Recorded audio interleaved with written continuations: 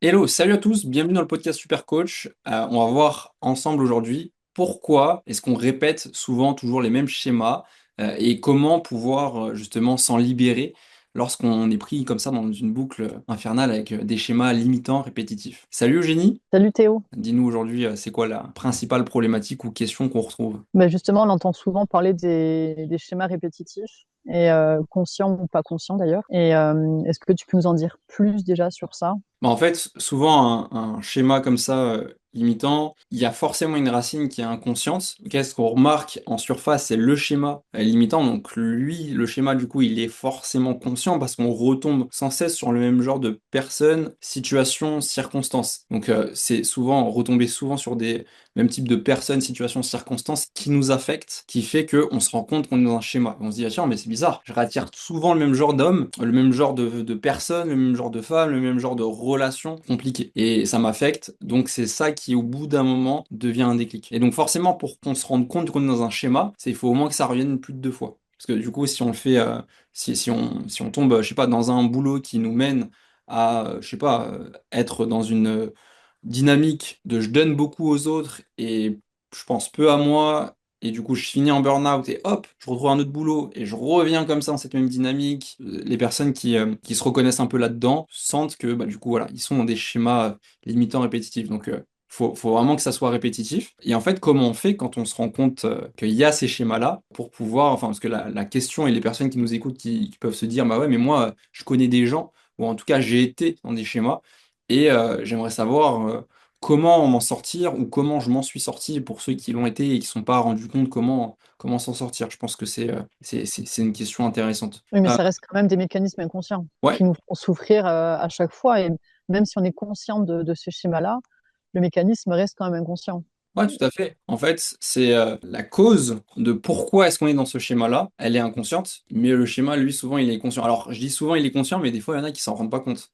Ils se rendent pas compte qu'il y a comme un truc répétitif qui se reproduit, et qui revient en boucle. Mais ouais, bien sûr, ouais, la cause, elle est vraiment dans quelque chose qui est inconscient. Et tu as des exemples de mécanismes inconscients justement qui font que ça se répète sur plusieurs domaines d'ailleurs. Je peux donner plusieurs causes, mais ce qui est intéressant, c'est que chacun a une cause, ok? Cette cause-là, de manière générale, si on en fait une généralité pour tous, elle est dans quelque chose qui est ce que j'appelle une empreinte traumatique. C'est-à-dire qu'à l'origine, il y a un trauma, il y a une blessure qu'on porte consciemment ou inconsciemment. C'est ça des fois qui rend le travail un peu difficile pour certains qui veulent s'en sortir consciemment, et certains même le savent qu'il y a une blessure et voient le scénario se dérouler, mais sont impuissants parce qu'ils n'arrivent pas à en changer. Et pourquoi et comment ça se fait? C'est que bah, tout simplement, face à une peur, le système réagit de plusieurs manières différentes. La première manière, c'est je vais venir mettre en place des situations ou des choses qui vont me permettre de m'en prévenir. Ok, donc j'ai une blessure, j'ai quelque chose qui m'a profondément blessé. Donc du coup, dans mon quotidien, je vais venir mettre en place des choses pour pouvoir m'en prévenir. Et c'est ces choses qui amènent sans cesse les schémas limitants. Et donc le système ne peut pas s'en libérer,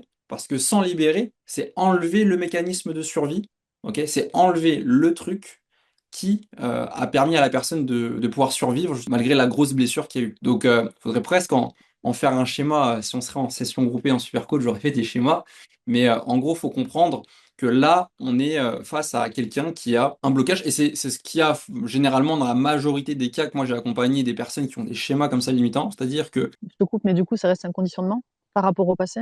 en fait, c'est pas tellement ça. C'est-à-dire que, par exemple, regarde, on imagine un homme qui, à l'époque, quand il était enfant, il voyait pas souvent son père. Un jour, il voit son père, puis son père lui dit, bah, tu sais, en fait, je vais venir te chercher pour la première fois à l'école. Alors, le petit, il est hyper excité, hyper content. Il attend ça jusqu'à la fin de la journée. Puis, à la fin de la journée, il reste devant la grille, il voit tous ses amis partir les uns après les autres, et lui, il se retrouve là à être le dernier. Au bout d'un moment, le gars, il sort de la grille, il attend dehors, puis il attend 1 heure, 2 heures, le temps passe très très lentement dans son esprit, puis il attend, au bout d'un moment, il arrive à se dire, bah, en fait, mon père m'a oublié. Puis il voit son père arriver au loin, et en le voyant arriver au loin, là, il le voit, et en fait, il est vraiment pas bien déjà, intérieurement, il est atrocement effrayé, il voit le soleil se coucher et tout, et il voit son père arriver au loin, et là, en lui, il se passe une aversion, une sorte de rancœur, il se dit, ah ouais, mais en fait, mon père, il est égoïste, quoi. Il m'a oublié. Il a pris son temps, et il arrive même pas en courant, il arrive en marchant. Donc, mon père, il a été égoïste. Et en plus, bénéfice inconscient, c'est que c'est validé peut-être par la société ou sa maman qui lui répète que son père est un égoïste. Bref. Ok, donc il grandit avec cette image-là que l'égoïsme est égal de la souffrance. Donc lui, pour pouvoir se prévenir de ça et pour ne pas le faire subir aux autres, il va se dire, l'égoïsme c'est pas bien, je le mets de côté dans le monde.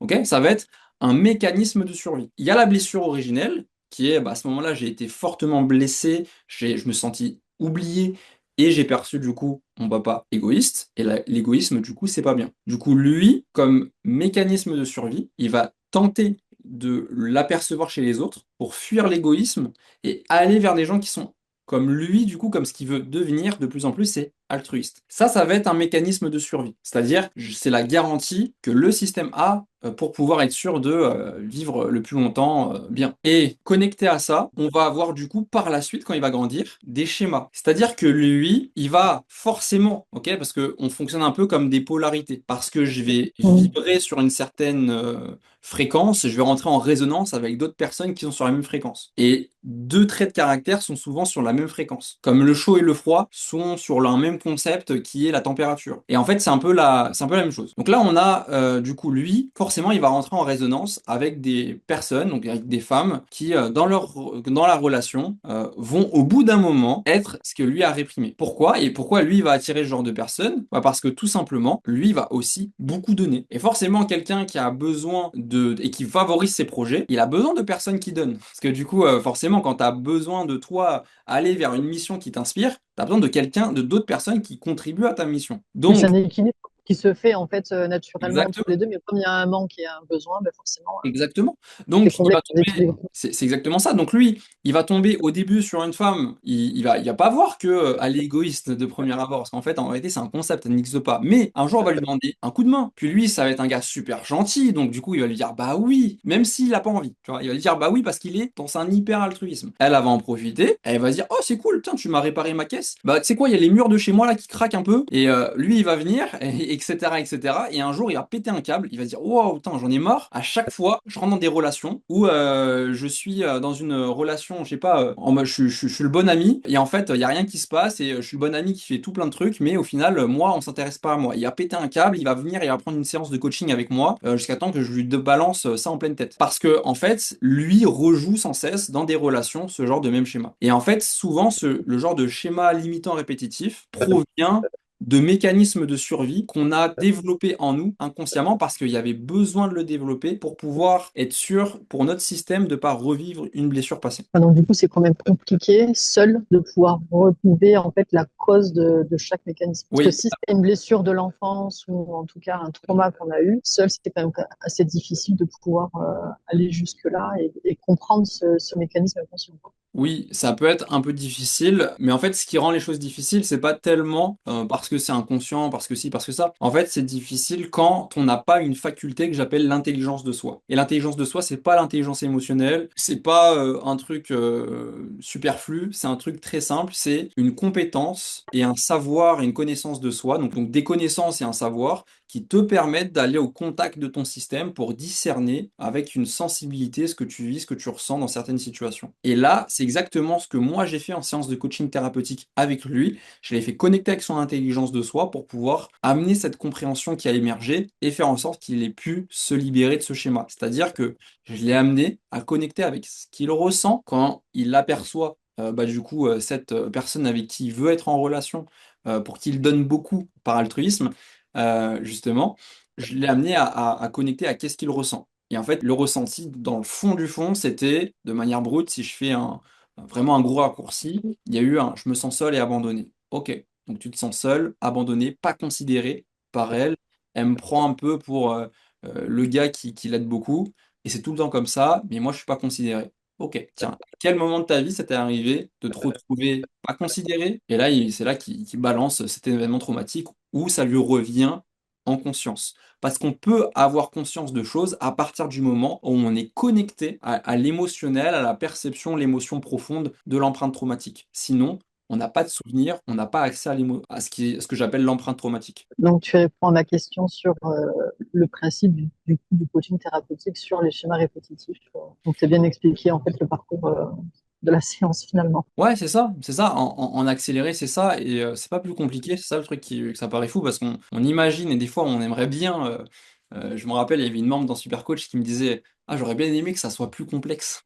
Elle m'a dit, y aurait une partie de moi qui serait satisfaite de savoir que la libération des blocages, c'est plus complexe. Je me sens bête d'avoir appris plein de choses et de revenir à un truc basique, simple et qui fonctionne. Ah, Donc, mais elle a raison, ouais, c'est clair. mais du coup, moi, c'est ça que j'aime bien et je pense que la libération de nos blocages, elle doit pas être inaccessible, sinon ça aurait pas de sens. Pour moi, c'est simplement ça, mais la compréhension et le fait de revenir sur ça, c'est pas la transformation. C'est une étape pour aller vers la transformation. Là, ce qui est cool, c'est qu'en fait, à ce moment-là, il y a un déclic dans son cerveau, il y a quelque chose que lui comprend et donc du coup il reprend le pouvoir dans sa vie. Reprendre le pouvoir, justement on en parlait il y a pas longtemps en session groupée, reprendre le pouvoir sur sa vie, c'est reprendre sa responsabilité et c'est l'une des étapes importantes de la transformation. Parce que tant qu'on comprend pas qu'on est nous-mêmes porteurs de notre blocage, on peut pas comprendre qu'on peut nous s'en libérer. Et en fait on va continuer d'attendre des aides externes et on va se dire ah mais non mais et on va se trouver des excuses hein. Mais j'ai pas le souvenir, mais c'est inconsciemment, et machin, et De bidule. l'autre, ouais. Voilà, tu vois. Mm. Ou c'est toutes les femmes qui sont comme ça? Non, c'est toi qui attires sans cesse que des femmes comme ça. Mais pourquoi? Parce que tu donnes toujours beaucoup, alors qu'un autre gars, il prend la même femme, le jour où il est pas dispo, il dit non, aujourd'hui je suis pas dispo. Et elle appelle un ouvrier, et elle fait pas appel à toi, tu vois. Donc ça se passe juste comme ça. T'as pas de gens qui sont forcément comme ça, c'est inconsciemment, ok? C'est nous qui les faisons aussi, qui participons aussi à ce qu'ils deviennent comme ce qu'ils sont qui nous affectent, sous une Mm. certaine dimension. Donc ouais, donc il y a ce truc-là qui est super, super intéressant de le voir comme ça. Puis une fois qu'il reprend son pouvoir, encore une fois, c'est l'étape qui va permettre à ce que par la suite, dans la séance de coaching thérapeutique, c'est l'étape, du coup, pour que après, dans cette phase du coup de libération, cette phase que j'aime bien appeler aussi l'état communicant, cette phase de vécu, donc que là par la suite, il puisse y avoir une libération profonde et durable, donc il va pouvoir vivre ce qui a besoin d'être vécu, qui n'a pas été vécu pour celui qu'il était à l'époque. Il va pouvoir se libérer vraiment de cette charge émotionnelle et de cette emprise perspective